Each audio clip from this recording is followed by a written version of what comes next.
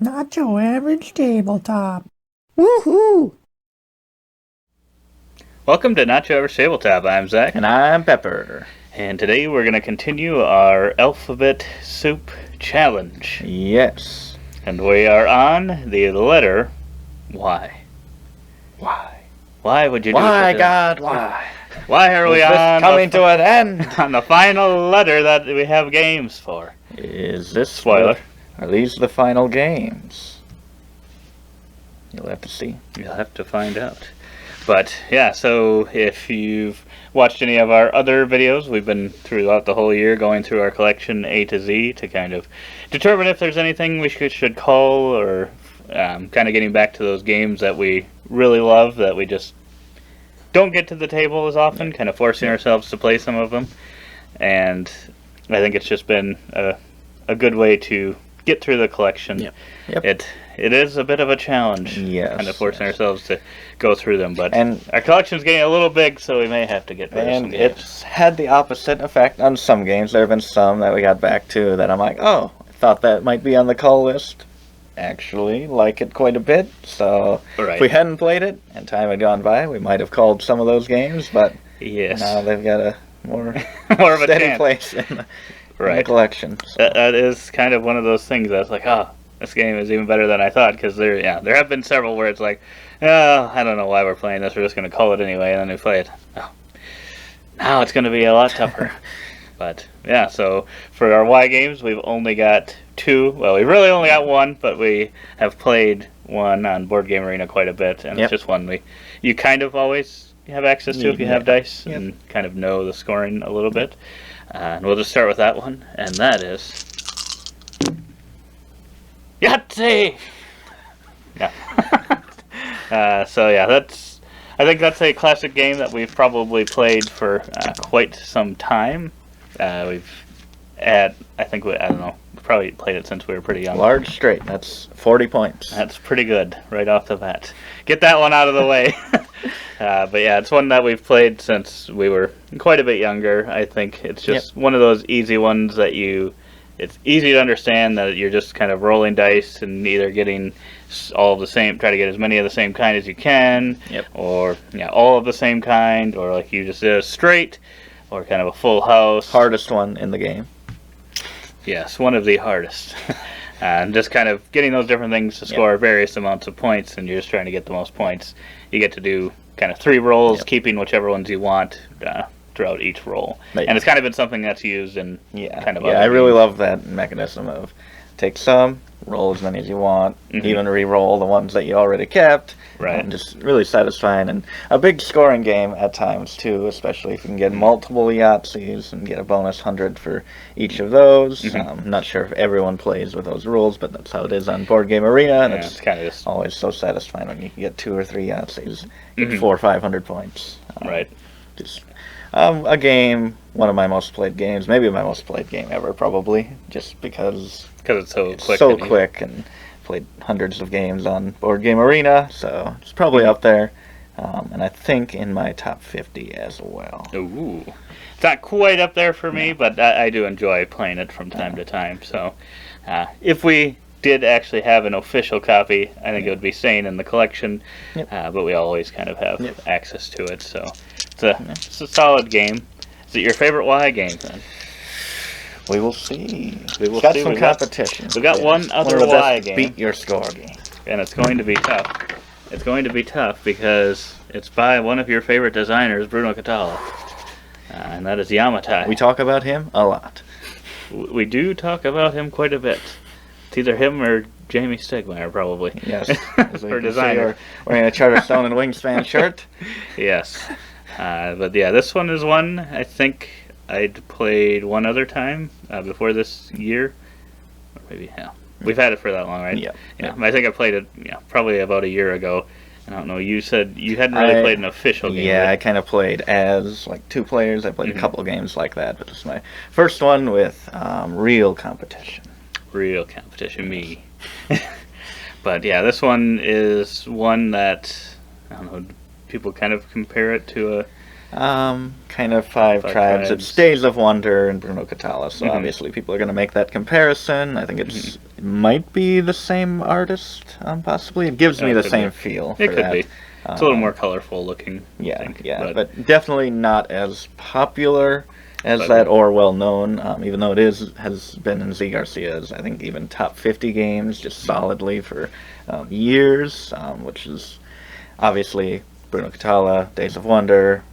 Loving Five Tribes, I was already interested in this, and to know that he actually does, Z Garcia, enjoy the game quite a bit, enough to have it in his top 100 games, and not just be, it's a nice Bruno Catala game, but not really anything close to Five Tribes. The fact that it was still top 50 had me really, really excited about this, and I've enjoyed all of my plays of it so far.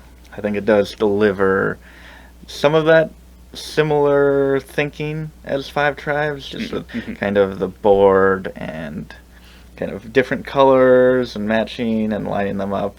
It's obviously not the same, but it's adjacent, I feel, and gives me those moments of trying to find the best move to do, and there's just so many out there. It's kind of weird. It's kind of like the opposite game arc. Like Five Tribes, it starts with so many options. This one, it starts with few. Five Tribes narrows.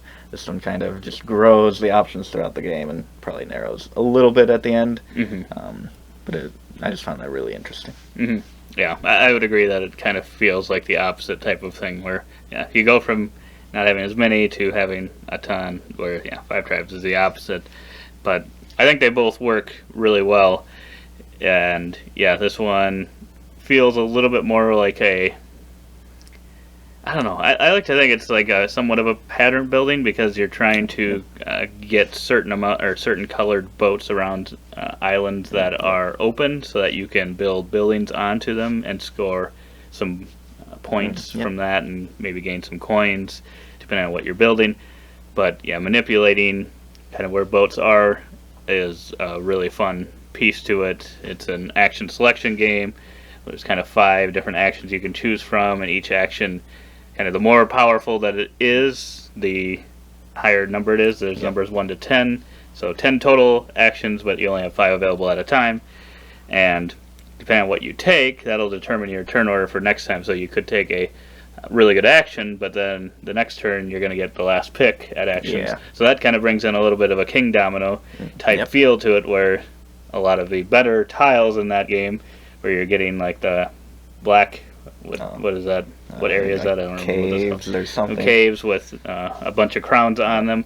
Usually then they're the highest one, so you're going to go last picking the next time. So it's kind of got a little bit of that in there, and I think that works really well.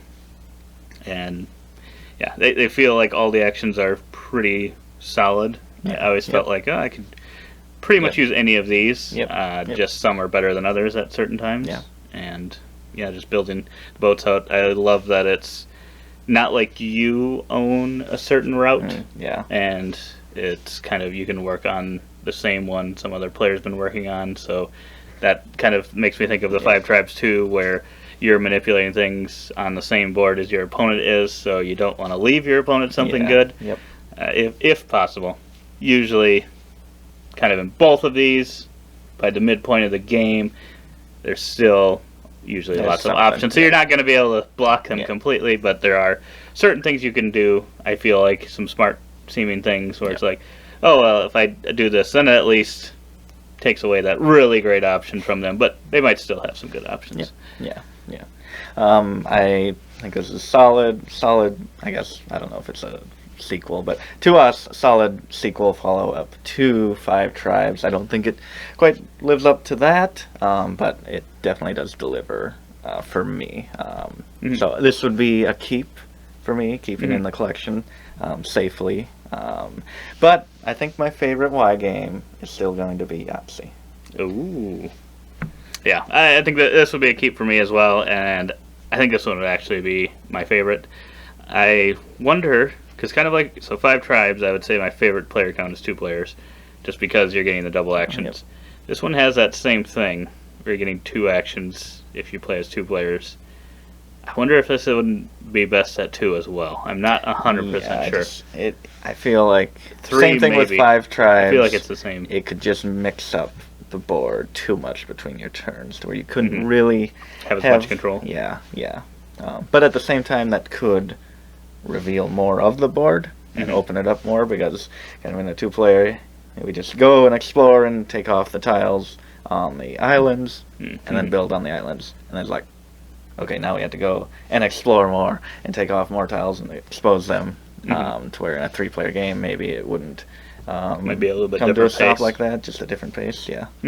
Yeah, I'm definitely interested. up for trying this one at 3 to see, but I would be interested to see if it kind of plays similar to 5 tribes, where it feels kind of like you have the most control. Yeah. Maybe best at 2. Yeah. Yeah, so those are all of our 2Y games, really Yes. one that we officially own. But yeah, so I think they're both pretty solid games. I would say that Yahtzee is probably the more approachable one if you're looking for something to bring people into. I don't even know if that's really bringing people into the hobby, because that's a more wide known one. I think a lot of people have probably played it even if they're not hobby gamers. But I think it's still a solid one to play with family members that may not want to be in the hobby and just don't have any interest in it, but you can still play that with them and not feel like you're playing a game. Like some other ones that just, I don't know, once you've played some more modern games, that they just, I don't know, they really start to show their weaknesses, some games, but I feel like Yahtzee isn't in that group. So definitely check out our other letters if you have not already, and see if maybe your favorite games are in there. And if you have any Y games that weren't those 2, let us know in the comments below which one's your favorite. Yeah, how is Yggdrasil, if anyone has played it? That's the only other one I can think of. Yes, let us know in the comments below. But otherwise, we hope to see you on our other videos, and as always, don't forget to keep on nibbling on our content.